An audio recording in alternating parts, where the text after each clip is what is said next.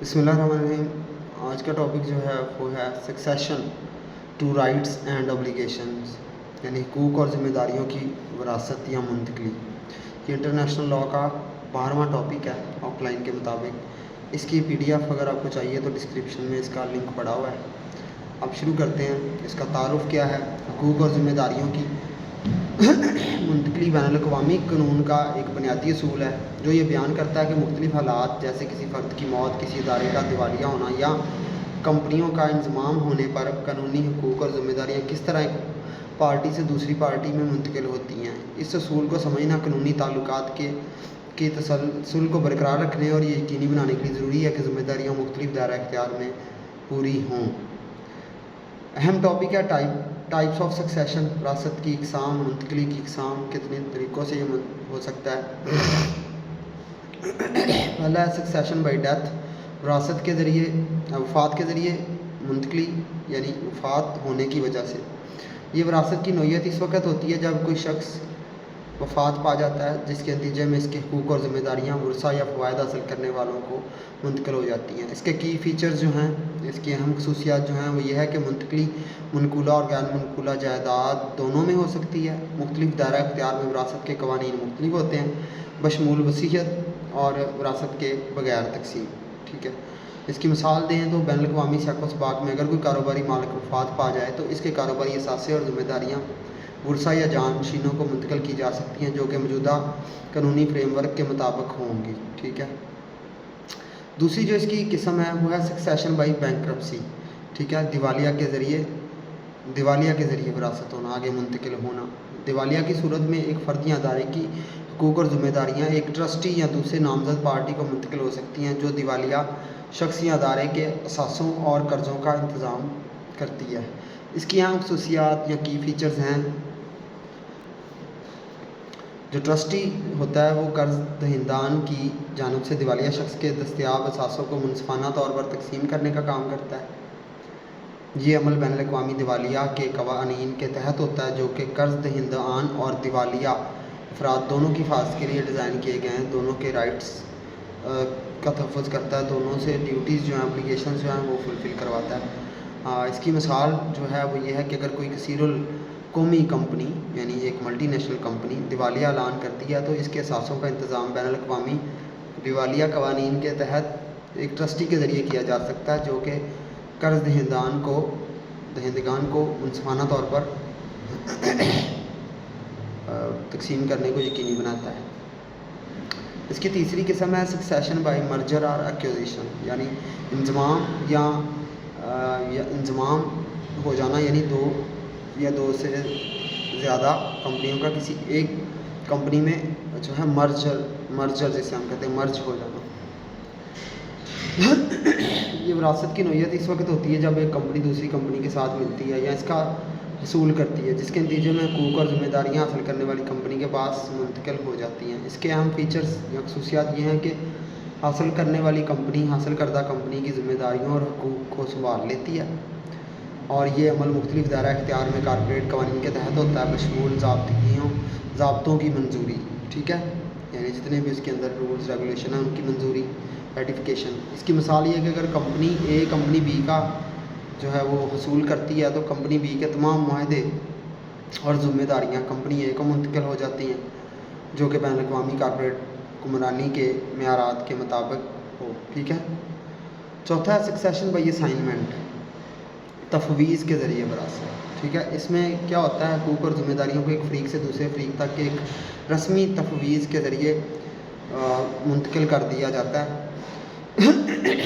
اس کی اہم خصوصیات یہ ہیں کہ اصل فریق تفویض کنندہ، یعنی اصل فریق جس کی وہ کمپنی ہوتی ہے، جو اونر ہوتا ہے، انہیں اپنے حقوق اور ذمہ داریاں دوسرے فریق کو تفویض یا منتقل کر دی جاتی ہیں اس کے اندر۔ ٹھیک ہے، یہ منتقلی اکثر تمام فریقین کی رضامندی کی وجہ سے ہوتی ہے، ان کی رضامندی بہت ضروری ہوتی ہے، عام طور پر تحریری طور پر دستاویزات کے ذریعے کی جاتی ہے۔ ٹھیک ہے، اسٹیمپ اینڈ سائن ہوتا ہے دونوں سائڈ سے تاکہ وضاحت اور نافذ العملیت کو یقینی بنایا جا سکے، تاکہ اس کو آگے انفورس کیا جا سکتا ہو۔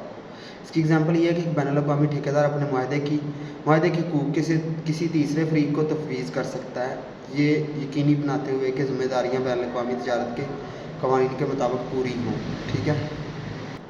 اب اس کے اندر اہم نقطہ آتا ہے کہ وراثت کے یا منتقلی کو منظم کرنے والا، اس کو قانونی کرنے والا جو قانونی ڈھانچہ ہے وہ کیا ہوگا. Legal frame work governing succession. ٹھیک ہے. یعنی وہ قانونی ڈھانچہ کیا ہے اس کو دیکھتے ہیں. پہلا ہے انٹرنیشنل ٹریٹیز اینڈ کنونشنز، بین الاقوامی معاہدے اور کنونشنز ہیں جو لیگل فریم ورک ہیں سکسیشن کے سین کو آگے کرنے کے لیے. مختلف بین الاقوامی معاہدے جیسے کہ ہاگ کنونشن برائے وفات کے بعد جائیداد کے ورثاء کے قانون سرحدوں کے پار حقوق اور ذمہ داریوں کو منتقلی کے لیے رہنما اصول فراہم کرتے ہیں. ٹھیک ہے. یہ جو ہیگ ایک آپ کو پتہ ہے کیپٹل سٹی ہے، بہت ہی مشہور شہر ہے یہ یورپ کے ایک ملک کا، وہاں پر یہ ہوئی تھی ہیگ کنونشن. ٹھیک ہے. برائے سکسیشن. تو اس کے اندر یہ معاہدے وراثت سے متعلق تنازعات کے حل کے لیے ایک فریم ورک فراہم کرتے ہیں اور یہ یقینی بناتے ہیں کہ حقوق اور ذمہ داریاں بین الاقوامی سطح پر کیسے سمجھی اور منتقل کی جا سکتی ہیں. یہ ہے کنونشن فار سکسیشن جو ہے. دوسرا اس کے اندر لیگل فریم ورک کے اندر دوسرا پوائنٹ ہے ڈومیسٹک انہیریٹنس لاز. جو وراثت یا منتقلی کے لیے دوسرے ایک ہمارے پاس لیگل فریم ورک ہے وہ ڈومیسٹک انہیریٹنس لاز. ٹھیک ہے. تو ہر ملک کے پاس اپنے وراثتی اور جانشینی کے قوانین ہوتے ہیں جو طے کرتے ہیں کہ کسی فرد یا کسی کمپنی کے خاتمے کے بعد اثاثے کس طرح سے تقسیم کیے جائیں گے. ان قوانین کو سمجھنا بین الاقوامی معاملات میں شامل افراد اور اداروں کے لیے بہت اہم ہے تاکہ وہ تعمیل کو یقینی بنا سکیں اور قانونی تنازعات سے بچ سکیں. ٹھیک ہے. تیسرا ہے بینکرپسی لاز، دیوالیہ کے قوانین. بین الاقوامی دیوالیہ کے قوانین بشمول UNCITRL ماڈل. ٹھیک ہے. قانون برائے کراس بارڈر انسولینسی دیوالیہ ہونے کی صورت میں حقوق اور ذمہ داریوں کی منتقلی کے عمل کو منظم کرتے ہیں. اس کی اہمیت یہ ہے کہ یہ قوانین قرض دہندگان کے حقوق کی حفاظت کرتے ہیں جبکہ دیوالیہ افراد کو اپنے مالی مسائل حل کرنے کا ایک منظم طریقہ فراہم کرتے ہیں. چوتھا ہے کارپوریٹ لاز. مختلف دائرہ اختیار میں کارپوریٹ قوانین انضمام اور حصول کو منظم کرتے ہیں، اس دوران حقوق اور ذمہ داریوں کو منتقل کرنے کی وضاحت کرتے ہیں. ٹھیک ہے. اس کی اہمیت یہ ہے کہ یہ قوانین یقینی بناتے ہیں کہ کارپوریٹ سرگرمیاں بین الاقوامی معیارات کے مطابق ہوں، اسٹیک ہولڈرز کے مفادات کی حفاظت کرتے ہوئے اور منصفانہ مقابلے کو فروغ دیتے ہیں. ٹھیک ہے. تو نتیجہ ہم کہہ سکتے ہیں کہ حقوق اور ذمہ داریوں کی وراثت بین الاقوامی قانون کا ایک اہم پہلو ہے. ٹھیک ہے. جو قانونی تعلقات کی تسلسل اور مختلف سیاق و سباق میں ذمہ داریوں کی درست منتقلی کو یقینی بناتا ہے. وراثت کی مختلف اقسام اور انہیں منظم کرنے والے قانونی ڈھانچوں کو سمجھنا بین الاقوامی سیاق و سباق میں قانونی مسائل کو مؤثر طریقے سے اس موضوع کی مکمل آگاہی بہت اہم ہے. کیونکہ یہ جب تک انٹرنیشنل لاء میں یہ چیزیں نہیں تھیں، انٹرنیشنل سینیریو میں بہت سارے مسائل تھے، پھر اس کے اوپر جو ہے نا سکسیشن کے بہت سارے لاز بنے. ٹھیک ہے. جو انٹرنیشنل لاء کا بہت اہم پہلو ہے. تو آپ نے فوکس کرنا ہے کہ یہ جو ہم نے ٹاپک ابھی کیا ہے اس کو میں دوبارہ سے تھوڑا سا آپ کے سامنے ریویو کر رہا ہوں. کوئی کویشچن ہو تو آپ پوچھ سکتے ہیں. سب سے پہلے ہم نے اس ٹاپک کا آپ کو پتہ ہونا چاہیے کہ یہاں پہ حقوق اور ذمہ داریوں کی منتقلی ہے. ٹھیک ہے.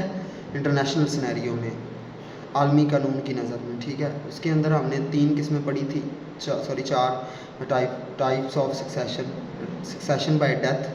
ٹھیک ہے. وفات کے ذریعے وراثت. سکسیشن بائی بینکرپسی دیوالیہ کے ذریعے وراثت. تیسرا تھا سکسیشن بائی مرجر اور ایکوزیشن. ٹھیک ہے. انضمام یا حصول کے ذریعے وراثت. چوتھی قسم تھی اس کی سکسیشن بائی اسائنمنٹ یعنی تفویض کے ذریعے وراثت، یعنی کوئی بندہ کسی کو یہ اپنے رائٹس اپنی رضامندی سے تفویض کر دیتا ہے، کہہ دیتا ہے کہ تم اس کو بہتر چلا سکتے ہیں. اس کا لیگل فریم ورک دیکھا تھا تو اس میں انٹرنیشنل ٹریٹیز اینڈ کنونشنز تھی. دوسرا ڈومیسٹک انہیریٹنس لا تھے. تیسرا بینکرپسی لاز تھے. اور چوتھا اس میں کارپوریٹ لاز تھے جو بیسیکلی طریقہ کار بتاتے ہیں، واضح کرتے ہیں، لیگل فریم ورک بتاتے ہیں سکسیشن کے. ٹھیک ہے, تھینک یو. کوئی سوال ہو تو آپ کمنٹ سیکشن میں پوچھ لیں.